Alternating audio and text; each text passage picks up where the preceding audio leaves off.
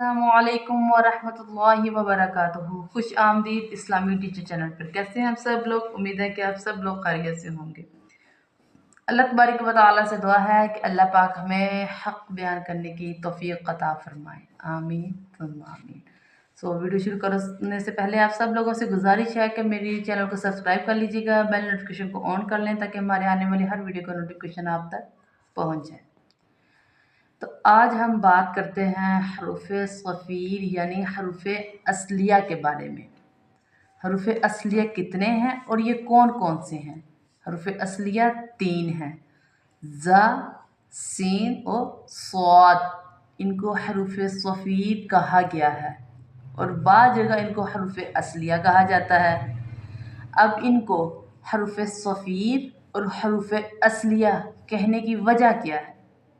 अब सफ़ीर से मुराद है सीटी। सफ़ीर किसको बोलते हैं? जिसमें सीटी पाई जाए। हरूफ सफ़ीरिया वो है जिसमें सीटी वाली सिफ्त पाई जाए। और वो कौन कौन से हैं? ज़, सीन और स्वाद। इन तीनों हरूफ में ये सिर्फ पाई जाती है। इनको हरूफ असलिया क्यों कहा जाता है? क्योंकि ये ज़ुबान की नोक से अदा हो रहे हैं, इसलिए इनको हरूफ असलिया भी कहा गया है। ज़, सीन, स्वाद, इन तीनों का मखरज क्या है? इनका मखरज है नोके ज़ुबान, सनाया उलिया और सनाया सुफला, मतलब ऊपर वाले और नीचे वाले दांतों के किनारे। ये इसका मखरज है, मतलब ज़ुबान की नोक ने इन दांतों के साथ निचले दांत के किनारे पे आना है और ऊपर वाले दांतों ने नीचे को आना है, तब जाकर यह मखरज ने अदा होना है। दांतों को करीब करने की वजह से इनमें सीटी वाली आवाज़ पैदा होगी। इनकी आवाज़ बंद नहीं करना, करीब लेके आना है इसको। अगर करीब लेके आएंगे फिर एयर ऊपर से क्रॉस होगी, तब जाके इनमें सीटी की आवाज़ पैदा होगी। ज़, सीन, स्वाद।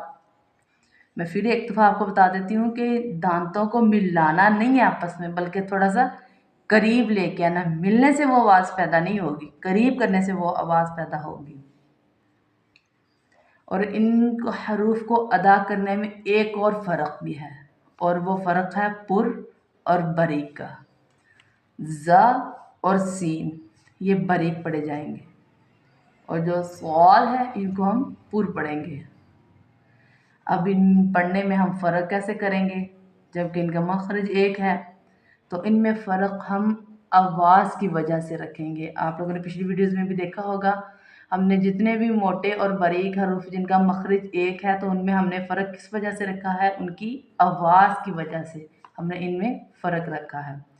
जो ज़ और सीन ये बारीक हैं, स्वाद, ज़, सीन, स्वाद। अगर हम इनमें फ़र्क नहीं करेंगे तो कुरान पाक में गलती ही हम करेंगे। तो कुरान पाक में गलती से हमें बचना चाहिए और इस बच हम तब भी सकते हैं जब हम तजवीद को सीखने की कोशिश करेंगे।